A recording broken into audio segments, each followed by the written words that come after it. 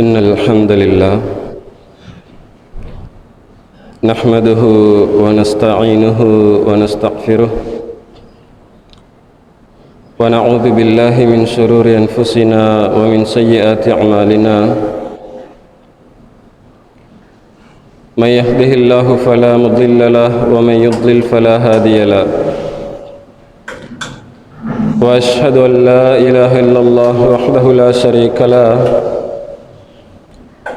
وأشهد أن محمدًا عبده ورسوله قال الله تعالى في القرآن الكريم والفرقان المجيد يا أيها الذين آمنوا اتقوا الله حق تقاته ولا تموتن إلا وأنتم مسلمون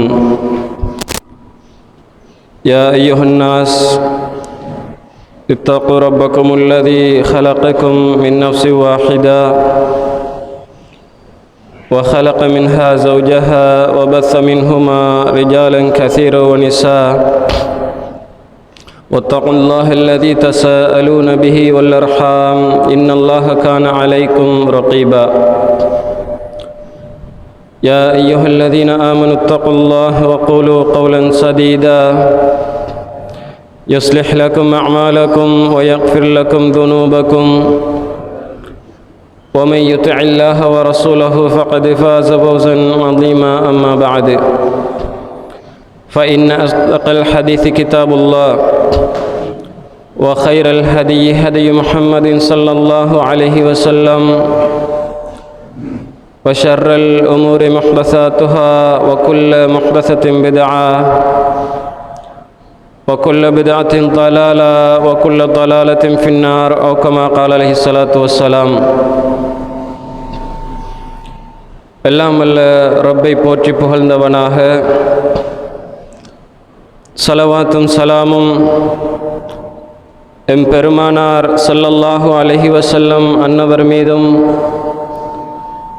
அன்னலாரின் குடும்பத்தார் தோழர்கள் நல்லோர்கள் அனைவர் மீதும் என்றென்றும் உண்டாவதாக என்று வேண்டியதன் பின்னால்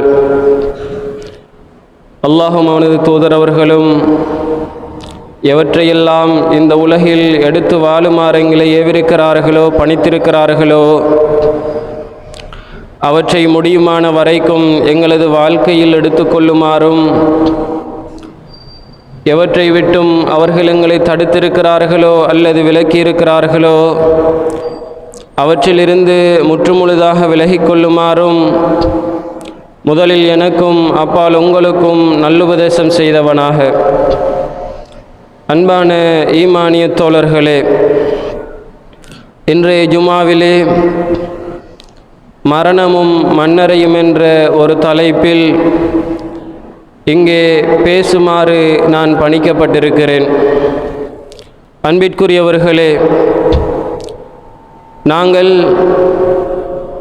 என்றோ ஒரு நாள் மரணமடைவோம் என்ற ஒரு நம்பிக்கையோடு என்றோ ஒரு நாள் அந்த கபரிலே வைக்கப்பட்டு எங்களுக்கு மேலே மண் போடப்பட்டு அந்த வாழ்க்கையை அனுபவிக்க இருக்கிறோம் என்ற ஈமானோடு நாங்கள் வாழ்ந்து கொண்டிருக்கிறோம். இறைவன் குர்ஆனிலே சொல்லுகின்ற போது குல்லு நஃப்ஸின் ذائقத்துல் மௌத், ஒவ்வொரு ஆத்மாவும் மரணத்தை சுவைக்கும் என்று அல்லாஹ் சொல்லுகிறான். இன்னும் ஒரு வசனத்திலே அல்லாஹ் சொல்லுகின்ற போது குல்லு மன் அலைஹா ஃபான், இந்த உலகத்தில் உள்ள எல்லாமே அழிந்துவிடும் என்று அல்லாஹ் சொல்லுகிறான். ஆக என்றோ ஒரு நாள் நாங்கள் மரணிக்க இருக்கிறோம் தோழர்களே. மரணம் பற்றிய சிந்தனை, மரணம் பற்றிய ஞாபகமூட்டுதல் எங்களுடைய வாழ்க்கையில் அடிக்கடி எங்களுக்கு ஞாபகப்படுத்த வேண்டிய அவசியம் இருக்கிறது. எங்களுடைய இந்த உலக வாழ்க்கையினுடைய நோக்கம் மறுமைக்காக வேண்டி தயார்படுத்துவது மாத்திரம்தான். எப்போது நாங்கள் மறுமையை மறந்து, சுவனத்தை மறந்து, நரகத்தை மறந்து இந்த உலக வாழ்க்கையில் மூழ்கிவிடுகின்றோமோ அப்போதெல்லாம் மரணத்தை பற்றி யோசிக்கின்ற போது கபருடைய வாழ்க்கையை பற்றி யோசிக்கின்ற போது, மண்ணறையில் நானும் ஒரு நாள் அடக்கப்படுவேன் என்பதை யோசிக்கின்ற போது, இந்த உலக வாழ்க்கையில் இருக்கின்ற ஆசை இல்லாமல் போய் மறுமைக்காக வாழ வேண்டும் என்ற பயமும் சுவனத்தின் மீதான ஆசையும் எங்களுக்கு உண்டாகுகிறது தோழர்களே. ஆக மரண சிந்தனை என்பது எங்களுக்கு மிக அவசியம் என்பதை இங்கே புரிந்து கொள்ள முடிகிறது. அல்லாஹுடைய தூதர் ஸல்லல்லாஹு அலைஹி வஸல்லம் அவர்கள் மன்னரை வாழ்க்கையை பற்றி சொல்லுகின்ற போது, இன்னல் கபர அவ்வலு மனாசிலில் ஆகிரா, நிச்சயமாக கபருடைய வாழ்க்கை என்பது மறுமையுடைய வீடுகளில் முதலாவது வீடாகும், முதலாவது இடமாகும். ஃபஇன் நஜா மின்ஹு ஃபமா பஅதஹு ஐஸரு மின்ஹு, யார் அந்த கபருடைய வாழ்க்கையில் பாதுகாப்பு பெற்றுவிட்டாரோ அதற்கு பின்னாலுள்ள வாழ்க்கை கபருடைய வாழ்க்கையை விடவும் மிக இலகுவானதாக அவருக்கு இருக்கும். வஇல்லம் யன்ஜு மின்ஹு ஃபமா பஅதஹு அஷத்து மின்ஹு, யார் அந்த கபருடைய வாழ்க்கையில் பாதுகாப்பு பெறவில்லையோ அவருக்கு அதற்கு பின்னாலுள்ள வாழ்க்கை கபருடைய வாழ்க்கையை விட மிக கஷ்டமானதாக இருக்கும் என்று அல்லாஹுடைய தூதர் ஸல்லல்லாஹு அலைஹி வஸல்லம் அவர்கள் சொல்லுகிறார்கள். அன்பிற்குரியவர்களே, பரா இப்னு ஆசிப் ரலியல்லாஹு அன்ஹு அவர்கள் அறிவிக்கிறார்கள், ஒரு அன்சாரி தோழருடைய ஜனாசா, அந்த தோழரை நாங்கள் அடக்கம் செய்வதற்காக அல்லாஹுடைய தூதர் ஸல்லல்லாஹு அலைஹி வஸல்லம் அவர்களோடு வெளியேறி சென்றோம். கபர் வரைக்கும் நாங்கள் சென்றோம். அங்கே அந்த தோழருடைய ஜனாசா கபரிலே உள்ள லஹதிலே வைக்கப்பட்ட நேரம், லஹத் என்பது கபரை தோண்டிவிட்டு உள்ளே சிறியதாக ஒரு குழியை தோண்டுவார்கள் ஜனாசாவை வைப்பதற்காக. அதனை இரண்டு விதமாக தோண்டுவார்கள். ஒன்று கபரினுடைய நடுப்பகுதியில் தோண்டுவார்கள், இன்னும் ஒன்று கபரினுடைய ஓரப்பகுதியில் தோண்டுவார்கள். அல்லாஹுடைய தூதர் ஸல்லல்லாஹு அலைஹி வஸல்லம் அவர்கள் கபரினுடைய ஓரப்பகுதியில் அடக்கப்படுகிறார்கள். கபருக்கு உள்ளே சிறியதாக நடுப்பகுதியிலும் தோண்டுவார்கள், அதனுடைய ஓரப்பகுதியிலும் தோண்டுவார்கள். அந்த லஹதிலே வைக்கப்பட்ட போது, அந்த நபித்தோழர் அடக்கப்பட்ட போது, அல்லாஹுடைய தூதர் ஸல்லல்லாஹு அலைஹி வஸல்லம் அவர்கள்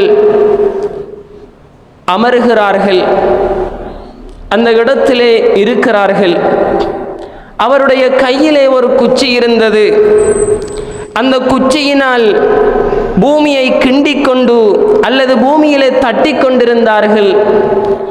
பிறகு தலையை உயர்த்தி வானத்தை பார்க்கிறார்கள், பிறகு பூமியை பார்க்கிறார்கள்.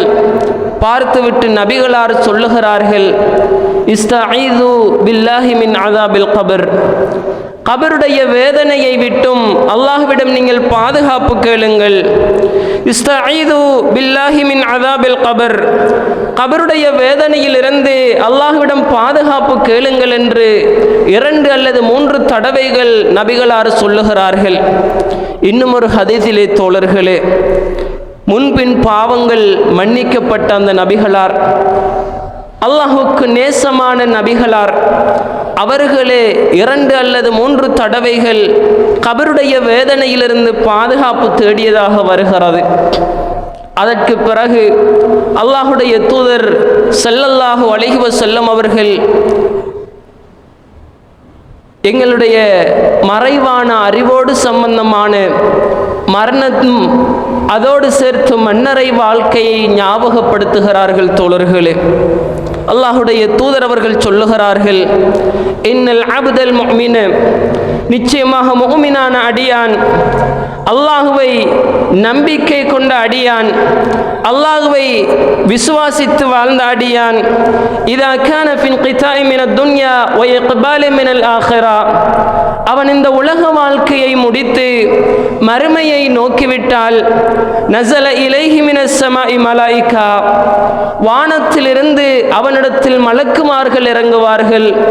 பீதுல் வுஜூஹ், அழகான முகத்தோடு, வெள்ளை நிற முகத்தோடு அந்த முஃமினான அடியானிடத்தில் அவர்கள் இறங்குவார்கள். கஅன்னமா அலா அவர்களுடைய முகங்களை பற்றி சொல்லுகின்ற போது கஅன்ன வுஜூஹஹுமுஷ் ஷம்ஸ், அவர்களுடைய அந்த முகங்களோ அந்த சூரியனை போல மிகவும் பிரகாசமானது. அந்த மலக்குமார்கள் அந்த அடியானுடைய பார்வை எவ்வளவு தூரம் வரைக்கும் எட்டுமோ, அவனால் எவ்வளவு தூரம் வரைக்கும் பார்க்க முடியுமாக இருக்குமோ அவ்வளவு தூரம் வரைக்கும் வந்து அமருவார்கள். அதற்கு பிறகு தோழர்களே, மலக்குல் மௌத் உயிரை கைப்பற்றுகின்ற வானவர் அவனுடைய தலைமாட்டருகில் வந்து உட்காருவார். எங்களில் அதிகமான முஸ்லிம்கள் உயிரை கைப்பற்றுகின்ற வானவர் இஸ்ராயில் என்று நம்பிக்கொண்டிருக்கின்றார்கள். குர்ஆனிலோ ஹதீஸிலோ உயிரை கைப்பற்றுகின்ற வானவருக்கு இஸ்ராயில் என்று எங்குமே பெயர் சொல்லப்படவில்லை தோழர்களே. மலக்குல் மௌத் என்று தான் சொல்லப்படுகிறது. நபிகளார் சொல்லுகிறார்கள், மலக்குல் மௌத் அவனுடைய தலைமாட்டருகில் வந்து உட்காருவார். அவனுடைய உயிரை கைப்பற்றுகின்ற நேரம் வருகின்ற போது முஃமினான அடியான் அல்லவா, அல்லாஹ்வை விசுவாசித்த அடியான் அல்லவா, அல்லாஹ்வை நம்பிய வாழ்ந்த அடியான் அல்லவா, அந்த அடியானுடைய உயிரை கைப்பற்றுகின்ற போது மலக்குல் மௌத் அந்த உயிரை அழைப்பார். ஐயத்துஹன் நஃப்ஸு தய்யிபா, அழகான ஆத்மாவே, தூய்மையான ஆத்மாவே, உக்ருஜி இலா மக்ஃபிரத்தி மினல்லாஹி வர்துவான், அல்லாஹ்வுடைய மன்னிப்பின் பக்கம், அல்லாஹ்வுடைய அந்த திருப்தியின் பக்கம் நீ வெளியே வா என்று அந்த உயிரை மலக்குல் மௌத் அழைப்பார் தோழர்களே. அந்த நேரம் அந்த உயிர் அந்த உடலில் இருந்து எப்படி வெளியேறும் என்றால், அல்லாஹுடைய தூதர் ஸல்லல்லாஹு அலைஹி வஸல்லம் அவர்கள் சொல்லுகிறார்கள், ஒரு நீர் பையிலிருந்து ஒரு சொட்டு தண்ணீர் எப்படி இலகுவாக வடிந்து வெளியே வருமோ அதே போல அந்த உயிர் அந்த உடம்பிலிருந்து இலகுவாக வடிந்து வெளியே வரும். வெளியே வந்த அந்த உயிரை மலக்குல் மௌத் கையிலே எடுப்பார் தோழர்களே. நாங்கள் கண் சிமிட்டுகின்ற நேரம் என்று சொல்லுவோமே, கண்ணை மூடி திறக்கின்ற நேரம் என்று சொல்லுவோமே, அந்த அளவு நேரம் கூட வந்திருக்கின்ற வானவர்கள் மலக்குல் மௌத்துடைய கையிலே இந்த உயிரை விடமாட்டார்களாம், வைக்க விடமாட்டார்களாம். அந்த நேரத்திலே நபிகளார் ஒரு செய்தியை சொல்லுகிறார்கள். வந்திருக்கின்ற வானவர்கள் இருக்கிறார்களே, அவர்களோடு சுவனத்தினுடைய ஆடைகளில் ஒரு ஆடை இருக்கும். வஹனூத்து மின் ஹனூத்தில் ஜன்னா, அவர்களோடு சுவனத்தினுடைய நறுமணம் இருக்கும். அந்த சுவனத்தின் ஆடையில் அந்த உயிரை வைப்பார்கள். அந்த சுவனத்தின் நறுமணத்தில் அந்த உயிரை வைப்பார்கள். அந்த நேரத்திலே இந்த பூமியிலே இருக்கின்ற மிக அழகான வாசமான, மிக அழகான நறுமணமான கஸ்தூரியுடைய வாசம் அந்த உயிரிலே வீசுமாம் தோழர்களே. சுவனத்தின் ஆடையில் வைத்த அந்த உயிரை, சுவனத்தின் நறுமணத்தில் வைத்த அந்த உயிரை எடுத்துக்கொண்டு மேலே செல்லுவார்கள். மேலே செல்லுகின்ற போது அந்த உயிரை கடந்து செல்லுகின்ற எந்த ஒரு மலக்கும், எந்த ஒரு வானவர்களும் மஹாதர் ருஹு தய்யிப், ஆக அழகான வாசம் வீசுகிறது, நல்ல உயிராக இருக்கிறது, இது யாருடைய உயிர் என்று கேட்காமல் எந்த வானவர்களும் அந்த உயிரை தாண்டி செல்ல மாட்டார்களாம். அதற்கு கொண்டு செல்லுகின்ற வானவர்கள் இந்த மனிதருக்கென்று உலகத்திலே வைக்கப்பட்ட பெயர்களில் மிக அழகான பெயரை சொல்லி இன்னாருடைய மகன் இன்னார் என்று சொல்லிவிட்டு எடுத்து செல்லுவார்கள். பூமியுடைய வானத்திற்கு கொண்டு செல்லுவார்கள். முதலாவது வானம், அந்த வானத்திற்கு கொண்டு சென்று அந்த வானத்தின் கதவை திறக்குமாறு அந்த மலக்குமார்கள் கேட்பார்கள். அந்த வானத்தின் கதவுகள் திறக்கப்படும். அந்த வானத்திலிருந்து முதலாவது வானத்திலிருந்து அந்த உயிர் இரண்டாவது வானத்திற்கு கொண்டு செல்லப்படும் தோழர்களே. அந்த நேரம் முதலாவது வானத்தில் உள்ள மலக்குமார்கள் அந்த உயிரோடு கூட சென்று வழி அனுப்பிவிட்டு திரும்புவார்கள். இரண்டாவது வானத்திலிருந்து அந்த உயிர் மூன்றாவது வானத்திற்கு கொண்டு செல்லப்படும். இரண்டாவது வானத்தில் உள்ள மலக்குமார்கள் மூன்றாவது வானம் வரைக்கும் சென்று வழி அனுப்பிவிட்டு வருவார்கள். மூன்றாவது வானத்திலிருந்து நான்காவது வானத்திற்கு அந்த உயிர் கொண்டு செல்லப்படும். மூன்றாவது வானத்தில் உள்ள மலக்குமார்கள் நான்காவது வானம் வரைக்கும் சென்று வழி அனுப்பிவிட்டு வருவார்கள். இப்படி ஏழாவது வானம் வரைக்கும் அந்த உயிர் கொண்டு செல்லப்படும். தோழர்களே, இந்த இடத்தில் நாங்கள் கவனிக்க வேண்டிய விடயம், ஒரு முஃமினான அடியான் மரணிக்கின்ற போது அவனுடைய உயிருக்கு அல்லாஹ்வுடைய கட்டளைக்கு மாறு செய்யாத, அல்லாஹ்வுடைய கட்டளையை மீறாத அந்த கண்ணியமான படைப்பு மலக்குமார்கள் அவர்கள் கொடுக்கின்ற இந்த உயிருக்கு கொடுக்கின்ற கண்ணியத்தை பாருங்கள். அன்பிற்குரியவர்களே, ஒவ்வொரு வானத்திலும் உள்ள மலக்குமார்கள் அடுத்தடுத்த வானம் வரைக்கும் சென்று அந்த உயிரை வழி அனுப்பிவிட்டு வருவார்கள். நாங்கள் கூட எங்களுடைய வீட்டுக்கு வருகின்ற விருந்தாளிகள் அவர்கள் மீது வைத்திருக்கின்ற மரியாதை, அவர்கள் மீது நாங்கள் வைத்திருக்கின்ற கண்ணியத்தை பொறுத்து அவர்களோடு நாங்கள் நடந்து கொள்ளுவதுண்டு. சில விருந்தாளிகளை வழி அனுப்புகின்ற போது எங்களுடைய கதவு வரைக்கும் வந்து நின்று போய் வாருங்கள் என்று நாங்கள் வழி அனுப்புவதுண்டு. இன்னும் சிலர் எங்களுடைய கேட் வரைக்கும் வந்து போய் வாருங்கள் என்று வழி அனுப்புவதுண்டு. இன்னும் சிலர் இருக்கிறார்கள், அவர்கள் எங்களுடைய பார்வையில் இருந்து மறைகின்ற வரை அவர்களை வழி அனுப்பிவிட்டு வீட்டுக்குள்ளே செல்லுகின்றவர்களும் இருக்கிறார்கள். இன்னும் சிலர் எங்களுடைய வாகனத்திலே ஏற்றுக்கொண்டு போய்விட்டு அவருடைய வீட்டிலே விட்டுவிட்டு நான் போய் வருகிறேன் என்று சொல்லிவிட்டு திரும்புகின்றவர்களும் இருக்கிறார்கள். இப்படி ஒருவர் மீது நாங்கள் வைத்திருக்கின்ற கண்ணியத்தை பொறுத்து நாங்கள் அவர்களோடு நடந்து கொள்ளுவதுண்டு. இங்கே ஒவ்வொரு வானத்திலும் உள்ள மலக்குமார்கள் அந்த உயிரை அந்த வானத்தின் எல்லை வரைக்கும் சென்று வழி அனுப்பிவிட்டு வருகிறார்கள். தோழர்களே, அல்லாஹ் சொல்லுவான், அல்லாஹுடைய தூதர் அவர்கள் தொடர்ந்து சொல்லுகிறார்கள், அல்லாஹ் சொல்லுவான், உக்துபு கிதாப அப்தி ஃபி அல்லியின், என்னுடைய இந்த அடியானுடைய பெயரை நீங்கள் இல்லியூனிலே எழுதுங்கள் என்று அல்லாஹ் சொல்லுவான். அன்பிற்குரியவர்களே, இல்லியூன் என்றால் என்ன? சூரத்துல் முத்தஃபிஃபீனை புரட்டுங்கள் தோழர்களே. அல்லாஹ் இல்லியூனை பற்றி அங்கே பேசுகிறான். இல்லியூன் என்பது நல்லவர்களுடைய பெயர்கள் பதியப்படுகின்ற ஏடு தோழர்களே. அந்த ஏட்டிலே என்னுடைய அடியானுடைய பெயரை நீங்கள் பதிங்கள் என்று அல்லாஹ் சொல்லுவான். சொல்லிவிட்டு அல்லாஹ் சொல்லுவான், வஅய்து அப்தி இலல் அர்த், என்னுடைய அடியானை நீங்கள் பூமிக்கே மீட்டி விடுங்கள். ஏன் தெரியுமா? ஃபஇன்னி மின்ஹா கலக்துஹும், நான் அந்த பூமியிலிருந்து தான் அவர்களை படைத்திருக்கிறேன். வஃபீஹா உஐதுஹும், அவர்களை இந்த பூமிக்கே நான் மீட்டுவேன். வமின்ஹா உக்ரிஜுஹும் தாரத்தன் உஹ்ரா, இன்னும் ஒரு தடவை அந்த பூமியிலிருந்து தான் நான் அவர்களை வெளியாக்குவேன் என்று அல்லாஹ் சொல்லுவான். அந்த உயிர் தோழர்களே பூமிக்கு மீட்டப்படும். அது என்ன நேரம் தெரியுமா? நபிகளார் இன்னும் ஒரு ஹதீஸிலே சொல்லுகிறார்கள், நாங்கள் எல்லாம் ஒரு அடியானை அடக்கம் செய்துவிட்டு அந்த கபரிலிருந்து நாங்கள் வீடு திரும்புகின்ற போது எங்களுடைய செருப்போசையினை அங்கே அடக்கப்பட்ட அடியான் செவியேற்கிறார், கேட்கிறார் என்று நபிகளார் சொன்னார்களே, அதுதான் அந்த நேரம் தோழர்களே. அந்த கபரிலே அவருடைய உடம்புக்கு அந்த உயிர் மீட்டப்படுகிறது. அப்போது தோழர்களே 2 வானவர்கள் வருவார்கள். அதட்டியவர்களாக, சத்தமிட்டவர்களாக வருவார்கள். வந்து அவனை எழுப்பாட்டி, அவனை இருப்பாட்டி, அவனிடத்தில், அந்த அடியானிடத்தில், அந்த முஃமினான அடியானிடத்தில் கேட்பார்கள், மன் ரப்புக், உன்னுடைய ரப்பு யார் என்று கேட்பார்கள். முஃமினான அடியான் அவன் சொல்லுவான், ரப்பி அல்லாஹ், என்னுடைய ரப்பு அல்லாஹ் என்று அவன் சொல்லுவான். மா தீனுக், உன்னுடைய மார்க்கம் என்ன என்று கேட்பார்கள். என்னுடைய மார்க்கம் இஸ்லாம் என்று அந்த அடியான் சொல்லுவான். அந்த நேரம் ஒரு மனிதரை காண்பித்து, மஹாதர் ரஜுலில்லதி புஇஸ ஃபீக்கும், இந்த மனிதர் உங்களுக்கு மத்தியில் அனுப்பப்பட்டாரே, இந்த மனிதர் இவர் யார் என்று தெரியுமா என்று அந்த மலக்குமார்கள் இந்த அடியானிடத்தில் கேட்பார்கள். அந்த அடியான் சொல்லுவார், ஹுவ ரசூலுல்லாஹ், அவர் அல்லாஹ்வுடைய தூதர், அவர் அல்லாஹ்வுடைய தூதர் என்று அந்த அடியான் சொல்லுவார். அன்பிற்குரியவர்களே, அந்த மலக்குமார்கள் கேட்பார்கள், ஒமா இல்முக், உனக்கு எப்படி தெரியும், அதை நீ எப்படி அறிந்து கொண்டாய் என்று அவர்கள் கேட்பார்கள்.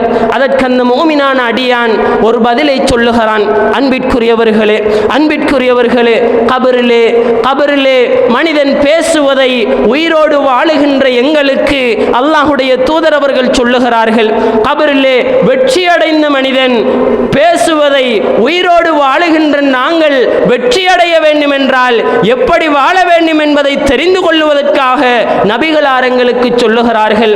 அந்த மனிதன் சொல்லுவான், கரஅத்து கிதாபல்லாஹ், நான் அல்லாஹுடைய வேதத்தை ஓதி இருக்கிறேன், ஃபஆமன்து பிஹி, நான் அதை ஈமான் கொண்டிருக்கிறேன், வஸத்தக்து, நான் அதை உண்மைப்படுத்தி இருக்கிறேன் என்று அந்த அடியான் சொல்லுவான். தோழர்களே, நான் அல்லாஹுடைய வேதத்தை ஓதி இருக்கிறேன், நான் அதை ஈமான் கொண்டிருக்கிறேன், நான் அதை உண்மைப்படுத்தி இருக்கிறேன் என்று அந்த அடியான் சொல்லுவான். அன்பிற்குரியவர்களே, இந்த உலகத்தில் யாரெல்லாம் குர்ஆனை ஓதி அதை ஈமான் கொண்டு அதை உண்மைப்படுத்தி வாழுகிறார்களோ அவர்கள்தான் கபரிலே வெற்றி அடைவார்கள். கபருடைய வாழ்க்கை வெற்றியாக மாறிவிட்டது என்றால் அதற்கு பின்னால் உள்ள வாழ்க்கை அதைவிட மிக இலகுவானதாக இருக்கும் என்று நபிகளார் சொன்னார்களே. ஆக வெற்றியடைய எங்களுடைய கையில் இருக்கின்ற குர்ஆன் தான் ஒரே வழி என்பதை இங்கே புரிந்து கொள்ள முடிகிறது. அன்பிற்குரிய ஈமானிய தோழர்களே, குர்ஆனோடு எங்களுக்கு இருக்கின்ற தொடர்பை கொஞ்சம் யோசனை செய்து பாருங்கள். நாங்கள் எல்லாம் பிறப்பால் முஸ்லிம்கள் தோழர்களே, பிறப்பால் முஸ்லிம்கள், முஸ்லிமான தாய்க்கும் தந்தைக்கும் பிறந்திருக்கிறோம், ஆக முஸ்லிம்களாக வாழுகிறோம். முஸ்லிமான பிரதேசத்தில் சமுதாயத்தில் பிறந்திருக்கிறோம், ஆக நாங்கள் முஸ்லிம்கள். எப்போதாவது குர்ஆனை புரட்டி குர்ஆன் எனக்கு என்ன சொல்லுகிறது, குர்ஆன் எனக்கு எதனை போதிக்கிறது, குர்ஆன் என்னை எப்படி வாழுமாறு சொல்லி இருக்கிறது என்ற அந்த உணர்வோடு குர்ஆனை நாங்கள் திறந்திருக்கிறோமா? கொஞ்சம் யோசனை செய்து பாருங்கள். குர்ஆன் என்பது நாங்கள் வாழ்வதற்காக வந்த வழிகாட்டி, அந்த வழிகாட்டியை நாங்கள் எப்படி எடுத்திருக்கிறோம் என்று கொஞ்சம் யோசனை செய்து பாருங்கள். அன்பிற்குரியவர்களே, முஸ்லிம் என்றால் யார் தெரியுமா? குர்ஆன் போதிக்கின்ற இஸ்லாத்தை, குர்ஆன் சொல்லித் தருகின்ற இஸ்லாத்தை பின்பற்றுகின்ற மனிதன்தான் முஸ்லிம் தோழர்களே. குர்ஆனை பற்றி அறியாமல், குர்ஆன் சொல்லுகின்ற செய்தியை தெரியாமல், குர்ஆன் போதிக்கின்ற போதனைகளை தெரியாமல் எங்களால் இக்குர்ஆன் எதிர்பார்க்கின்ற முஸ்லிமாக வாழ முடியாது என்பதுதான் யதார்த்தம் என்பதை நாங்கள் புரிந்து கொள்ள வேண்டும். குர்ஆனுக்கும் எங்களுக்கும் இடையிலான தொடர்பு எந்த அளவு தூரம் இருக்கிறது தெரியுமா? அன்பிற்குரியவர்களே, நாங்கள் எங்களுடைய ரப்பை ஈமான் கொண்டிருக்கிறோம் அல்லவா? எங்களுடைய ரப்பை பற்றி குர்ஆன் சொல்லித் தருகிறதே. எங்களை படைத்த ரப்பை பற்றி குர்ஆன் எங்களுக்கு படித்து தருகிறதே. அது என்ன படித்து தருகிறது, ரப்பை பற்றி என்ன சொல்லித் தருகிறது என்றாவது நாங்கள் வாசித்ததுண்டா? குறைந்தது தோழர்களே, என்னை படைத்த ரப்புவுக்கென்று அழகான பெயர்கள் இருக்கிறது, அழகான பண்புகள் இருக்கிறது. அல்லாஹ் சொல்லுகிறான், வலில்லாஹில் அஸ்மாஉல் ஹுஸ்னா, அல்லாஹ்வுக்கென்று அழகான பெயர்கள் இருக்கின்றன, ஃபதுஊஹு பிஹா, அவற்றை கொண்டு நீங்கள் அவனை அழையுங்கள் என்று அல்லாஹ் சொல்லுகிறானே. அல்லாஹ்வுடைய பெயர்களை குர்ஆன் சொல்லித் தருகிறதே, என்னவென்றாவது நாங்கள் பார்த்திருக்கிறோமா, பாடமாக்கி இருக்கிறோமா? தோழர்களே, எங்களுக்கு எங்களுடைய பெற்றோர்களுடைய பெயர்கள் பாடம் இருக்கிறது, எங்களுக்கு எங்களுடைய உறவுகளுடைய பெயர்கள் பாடம் இருக்கிறது, எங்களுக்கு எங்களுடைய நண்பர்களுடைய, எங்களுடைய அண்டை வீட்டார்களுடைய, எங்களுடைய ஊர்வாசிகளுடைய பெயர்கள் பாடம் இருக்கிறது. எங்களுக்கு அதையும் தாண்டி சென்றால் சிறுவயதிலே எங்களோடு படித்து சிறுவயதிலே பிரிந்த பலகாலமாக சந்திக்காத எங்களுடைய நண்பர்களுடைய பெயர்களும் எங்களுக்கு பாடம் இருக்கிறது. அதையும் தாண்டி மாற்று மதத்தவர்களுடைய பெயர்கள் எங்களுக்கு பாடம் இருக்கிறது, கிரிக்கெட் வீரர்களுடைய பெயர்கள் எங்களுக்கு பாடம் இருக்கிறது, நடிகர் நடிகைகளுடைய பெயர்கள் எங்களுக்கு பாடம் இருக்கிறது. என்னை படைத்த ரப்புடைய பெயர்கள் எனக்கு பாடம் இருக்கிறதா? நபிகளார் சொன்னார்களே, என்னை படைத்த ரப்புவுக்கு, எனக்கு ரிஸ்க் அளிக்கின்ற ரப்புவுக்கு 99 பெயர்கள் இருக்கிறது என்று நபிகளார் சொன்னார்களே. அந்த 99 பெயர்களில் எத்தனை பெயர்களை நான் பாடமாக்கி இருக்கிறேன் என்று கொஞ்சம் யோசனை செய்து பாருங்கள் தோழர்களே. நிச்சயம் குர்ஆனுக்கும் எனக்கும் இடையில் நிறைய தூரம் இருக்கிறது என்பதை நாங்கள் உணர்ந்து கொள்ளுவோம். அன்பிற்குரியவர்களே, அந்த அடியான் கபரிலே பேசுகின்ற போது அல்லாஹ்வுடைய தூதர் ஸல்லல்லாஹு அலைஹி வஸல்லம் அவர்கள் சொல்லுகிறார்கள், ஃபயுனாதி முனாதி மினஸ் ஸமா, வானத்திலிருந்து ஒரு அழைப்பாளர் அழைப்பு விடுப்பார். அன் ஸதக அப்தி, என்னுடைய அடியான் உண்மை சொல்லிவிட்டான், என்னுடைய அடியான் உண்மை சொல்லிவிட்டான். ஃபஃப்ரிஷூஹு மினன் நார் ஃபஃப்ரிஷூஹு மினல் ஜன்னா, அவனுக்கு சுவனத்திலிருந்து நீங்கள் ஒரு விரிப்பை விரியுங்கள். வல்பிஸூஹு மினல் ஜன்னா, அவனுக்கு சுவனத்திலிருந்து ஒரு ஆடையை நீங்கள் அணிவியுங்கள்.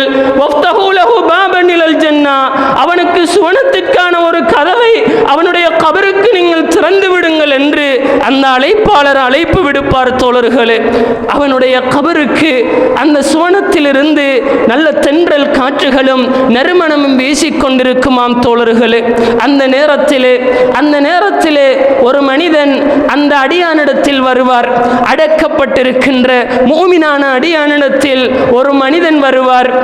அழகான முகத்தோடு, அழகான ஆடையோடு, நல்ல நறுமணத்தோடு ஒரு மனிதர் வருவார். வந்து சொல்லுவார், அபிஷர் பில்லதி யசுர்ருக், உனக்கு சந்தோஷமான செய்தி இருக்கிறது, நீ சந்தோஷமான செய்தியை பெற்றுக்கொள் என்று சொல்லுவார். இன்னும் ஒரு ஹதீஸிலே சுவனத்தை கொண்டு நீ நன்மாராயம் பெற்றுக்கொள் என்று சொல்லுவதாக நபிகளார் சொல்லுகிறார்கள். சொல்லிவிட்டு சொல்லுவார், ஹாதா யௌமுக்கல்லதி குன்த துஅத், உனக்கென்று நீ வாழுகின்ற போது ஒரு நாள் வாக்களிக்கப்பட்டிருந்ததே, உன்னுடைய நாள் இதுதான் அது என்று சொல்லுவார். உனக்கென்று நீ வாழ்ந்து கொண்டிருக்கின்ற போது உனக்கென்று வாக்களிக்கப்பட்ட உன்னுடைய நாள் இதுதான் அது என்று அந்த மனிதர் சொல்லுவார். அந்த மனிதரை பார்த்து அடக்கப்பட்டிருக்கின்ற இந்த அடியான் கேட்பார், மன்னன் நீ யார்? உன்னுடைய முகம் நல்ல செய்தியை கொண்டு வந்திருக்கிறதே, நீ யார் என்று இந்த அடியான் அந்த மனிதரிடத்தில் கேட்பார். அதற்கு அந்த மனிதர் சொல்லுகின்ற பதில் தான் எங்களை மெய்சிலிருக்க வைக்கிறது. தோழர்களே, அந்த மனிதர் சொல்லுவார், அன அமலுக ஸாலிஹ், நான் தான் நீ செய்த நல்லமல்கள் என்று சொல்லுவார். நீ செய்த நல்லமல்கள் நான் தான் அது என்று அந்த மனிதர் சொல்லுவார். அன்பிற்குரியவர்களே, இந்த உலகத்தில் நாங்கள் செய்த நன்மைகள் எல்லாம் அது அணுவளவாக இருந்தாலும் உஹது மலையளவாக இருந்தாலும் நாங்கள் செய்த நன்மைகள் எல்லாம், தொழுத தொழுகைகள், பிடித்த நோன்புகள், நாங்கள் கொடுத்த ஜகாத், நாங்கள் கொடுத்த சதக்கா, என்னுடைய தாயை பார்த்து நான் பூர்த்த புன்முறுவல், என்னுடைய சகோதரனை பார்த்து நான் சிரித்த சிரிப்பு, இந்த நன்மைகள் எல்லாம், நாங்கள் ஓதிய குர்ஆன், இந்த நன்மைகள் எல்லாம் ஒரு மனிதனாக எங்களுக்கு முன்னால் வந்து எங்களுக்கு சுவனத்தை நன்மாராயம் சொல்லிருக்கிறது. அந்த நிமிடம்தான் தோழர்களே, அந்த நிமிடம்தான் இந்த உலக வாழ்க்கைக்கான அர்த்தமே இருக்கிறது. இந்த உலகத்தில் 40 வருடங்கள் வாழ்ந்திருக்கிறோம், 50 வருடங்கள் வாழ்ந்திருக்கிறோம், 60 வருடங்கள் வாழ்ந்திருக்கிறோம். இந்த வாழ்ந்த வாழ்க்கைக்கான அர்த்தமே அந்த இடத்தில் தான் இருக்கிறது. தோழர்களே, யார் அந்த இடத்திலே அந்த நன்மாராயம் சொல்லுகின்ற மனிதனை பெற்றுக்கொள்ளவில்லையோ அவன் நஷ்டமடைந்து விட்டான், அவன் கை சேதப்பட்டு விட்டான் என்பதை நாங்கள் புரிந்து கொள்ள வேண்டும். அன்பிற்குரியவர்களே, இதை கேட்டு, இந்த மனிதருடைய பதிலை கேட்டு அந்த நல்லடியான் சொல்லுவார், ரப்பே அகிமிஸ்ஸா, என்னுடைய ரப்பே மறுமை நாளை ஏற்படுத்தி, ரப்பே அகிமிஸ்ஸா, என்னுடைய ரப்பே மறுமையை ஏற்படுத்தி என்று அந்த அடியான் சொல்லுவார். நபிகளார் இன்னொரு ஹதீஸிலே சொல்லுகிறார்கள், நீங்கள் மறுமை வரை புது மாப்பிள்ளை போன்று உறங்குங்கள், புது மாப்பிள்ளை போன்று நீங்கள் தூங்குங்கள் என்று அவருக்கு சொல்லப்படும் என்று நபிகளார் சொல்லுகிறார்கள். இது முஃமினான அடியானுக்கு என்ன நடக்கும் என்ற செய்தியை நபிகளார் சொல்லி முடிக்கிறார்கள். தோழர்களே, வஆகிரு தஅவானா அனில் ஹம்துலில்லாஹி ரப்பில் ஆலமீன். அல்ஹம்துலில்லாஹ் வஸ்ஸலாத்து வஸ்ஸலாமு அலா அஷ்ரஃபில் அன்பியா வல் முர்ஸலீன் வஅலா ஆலிஹி வஸஹ்பிஹி அஜ்மஈன், அம்மா பஅத்.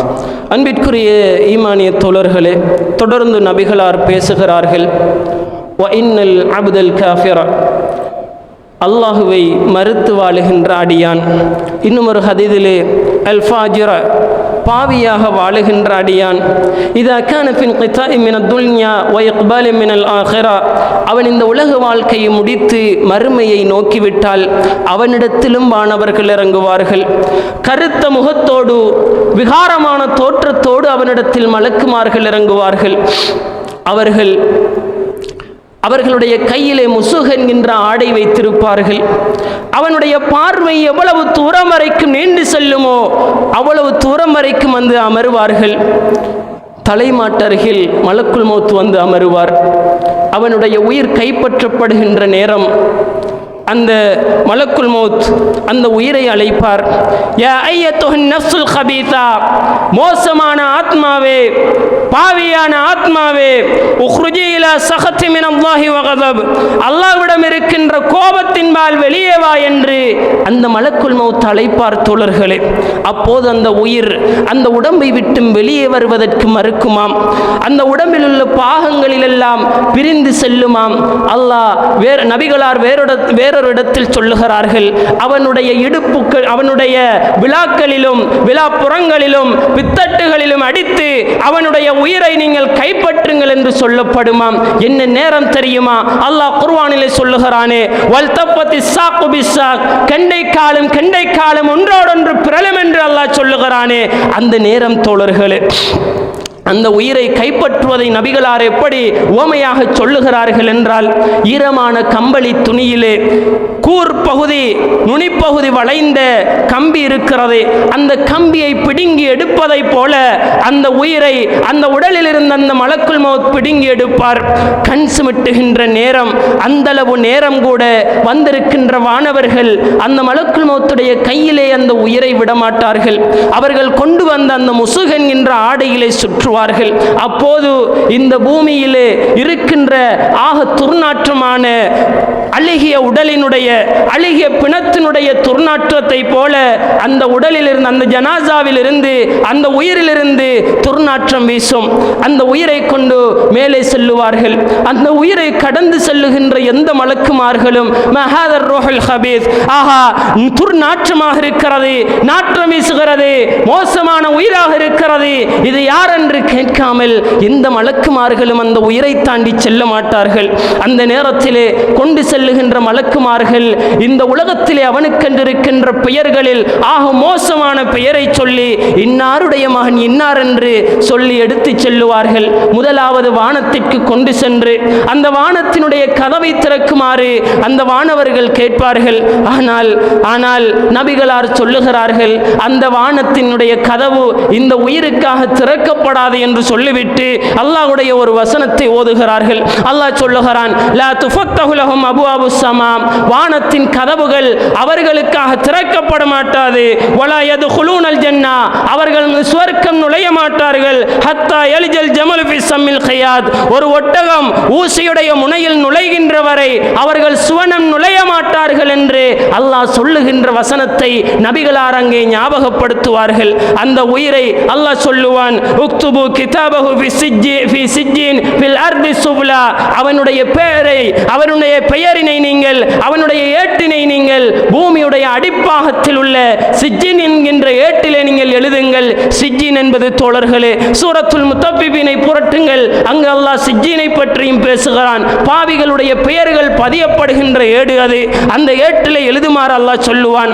அதன் பிறகு அந்த அந்த உயிர் பூமிக்கு தூக்கி வீசப்படும், அந்த உடலுக்கு வரும். அவனிடத்திலும் இரண்டு வானவர்கள் வந்து அவனையும் எழுப்பாட்டி அவனையும் இருப்பாட்டி அவனிடத்திலும் அதே கேள்விகளை கேட்பார்கள். மன் ரப்புக், அதட்டியவர்களாக சத்தமிட்டவர்களாக அவனிடத்தில் கேட்பார்கள். மன் ரப்புக், உன்னுடைய ரப்பு யார் என்று கேட்பார்கள். அல்லாஹ்வை மறுத்து வாழ்ந்தவன் அல்லவா, அல்லாஹ்வை மறந்து வாழ்ந்தவன் அல்லவா. அந்த அடியான் சொல்லுவான், ஆஹா எனக்கு தெரியாதே, ஆஹா எனக்கு தெரியாதே என்று அந்த அடியான் புலம்புவான். தோழர்களே, நபிகளார் அந்த அவன் புலம்புகின்ற அந்த வார்த்தைகளை அப்படியே பதிவு செய்கிறார்கள். ஆஹா எனக்கு தெரியாதே என்று சொல்லுவான். அந்த நேரத்திலே மாதீனுக், உன்னுடைய மார்க்கம் என்ன என்று கேட்பார்கள். ஆஹா எனக்கு தெரியாதே என்று சொல்லுவான். மஹாதர் ரஜுல் லதி புஇத பீக்கும், இந்த மனிதர் உங்களுக்கு இடையிலே அனுப்பப்பட்டாரே, இந்த மனிதர் இவர் யார் என்று தெரியுமா என்று நபிகளாரை காண்பித்து கேட்பார்கள். அதற்கும் எனக்கு தெரியாது என்று சொல்லுவான். அல்லாஹ்வுடைய தூதர் சொல்லுகிறார்கள், ஃபயுனாதி முனாதி மினஸ் ஸமா, வானத்திலிருந்து ஒரு அழைப்பாளர் அழைப்பு விடுப்பார். அன் கதப அப்தி, என்னுடைய அடியான் பொய் சொல்லிவிட்டான், என்னுடைய அடியான் பொய் சொல்லிவிட்டான், அவனுக்கு நரகத்திலிருந்து நீங்கள் விரிப்பை விரியுங்கள்,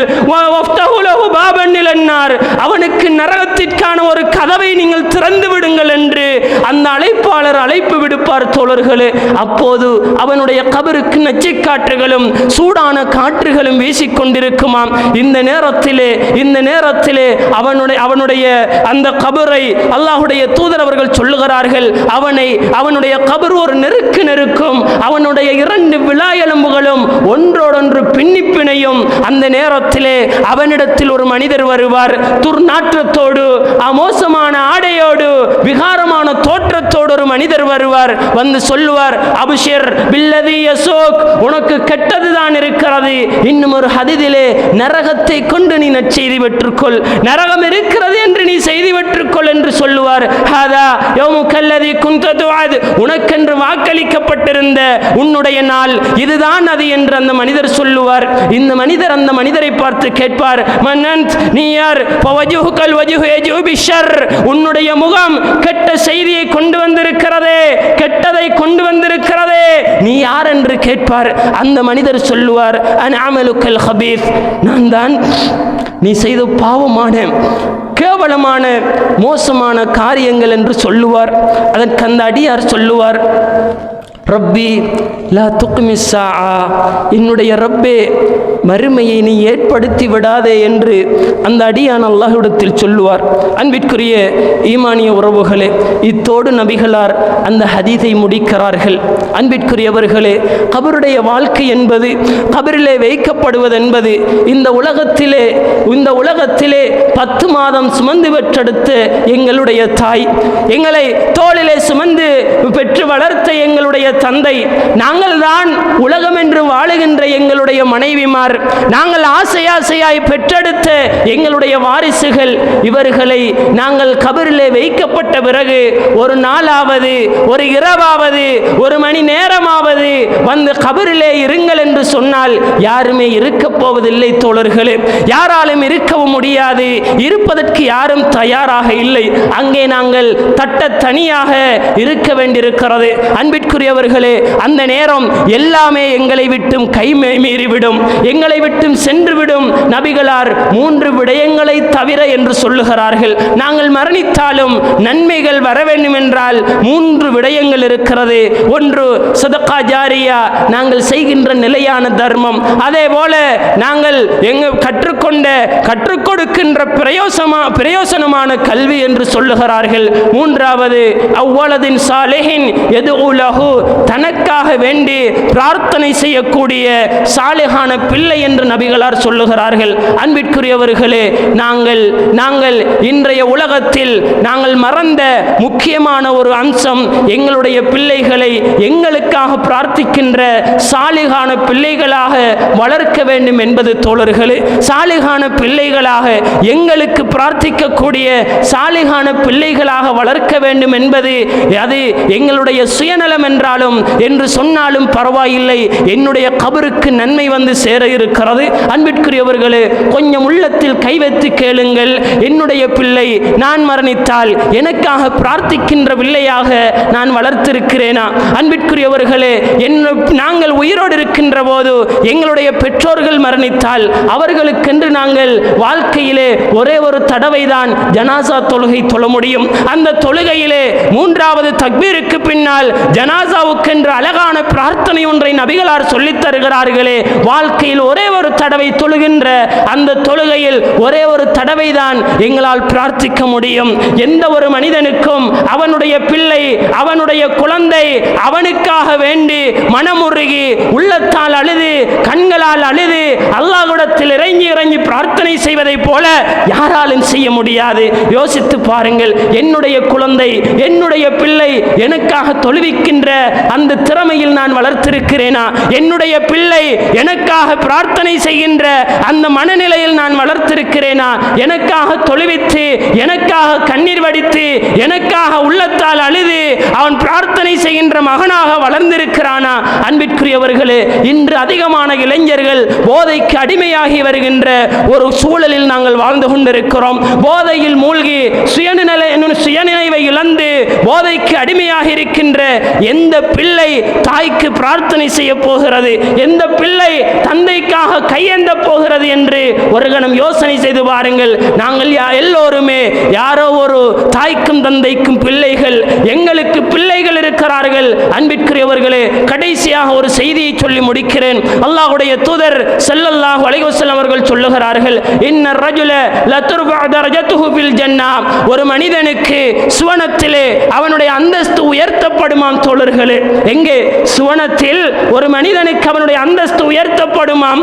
அந்த மனிதன் கேட்பான், அண்ணா ஹாதாலி, இது எப்படி எனக்கு உயர்ந்தது, இந்த அந்தஸ்து எனக்கு எப்படி உயர்ந்தது என்று கேட்பான். அதற்கு அவனுக்கு சொல்லப்படுமாம், அல்லாஹ்வுடைய தூதர் அவர்கள் சொல்லுகிறார்கள், பிஸ்திக்பாரி வலதிக்கலக், உன்னுடைய பிள்ளை உனக்காக அல்லாஹ்விடத்தில் செய்த பாவ மன்னிப்பு, அதனால் உனக்கு உயர்ந்திருக்கிறது. உனக்காக வேண்டி உன்னுடைய பிள்ளை அல்லாஹ்விடத்தில் மன்னிப்பு கேட்டிருக்கிறான், இஸ்திக்பார் செய்திருக்கிறான், அதனால் இந்த அந்தஸ்து உனக்கு உயர்ந்திருக்கிறது என்று சொல்லப்படுமாம். அன்பிற்குரியவர்களே, எங்களுடைய பிள்ளைகளை எங்களுக்கு பிரார்த்திக்கக்கூடிய சாலிகான பிள்ளைகளாக வளர்க்க வேண்டும் என்பது முக்கியமான ஒரு அம்சம் என்பதையும் இங்கே சுட்டிக்காட்டியவனாக, எனவேதான் இன்று ஒரு நாள் மரணிக்க இருக்கிறோம், இன்று ஒரு நாள் கபரில் வாழ இருக்கிறோம், இன்று ஒரு நாள் இறைவனால் விசாரிக்க இருக்கிறோம். அதற்கு நாங்கள் தயாராக கூடிய ஒரு வாழ்க்கை களம்தான் இந்த உலக வாழ்க்கை. எல்லாம் வல்ல ரப்பு என்னையும் உங்களையும், என்னை பெற்றவர்கள் உங்களை பெற்றவர்கள், என்னுடைய உறவுகள் உங்களுடைய உறவுகள் அனைவருடைய பாவங்களையும் மன்னித்து நாளை மறுமையிலே அல்லாஹ்வுடைய தூதரோடு சுவனத்திலே எங்களை வாழச் செய்ய வேண்டும் என்று கேட்டவனாக, வ ஆகிரு தஅவானா அல்ஹம்துலில்லாஹி ரப்பில் ஆலமீன். வஸ்ஸலாமு அலைக்கும் வரஹ்மத்துல்லாஹி வபரகாத்துஹு.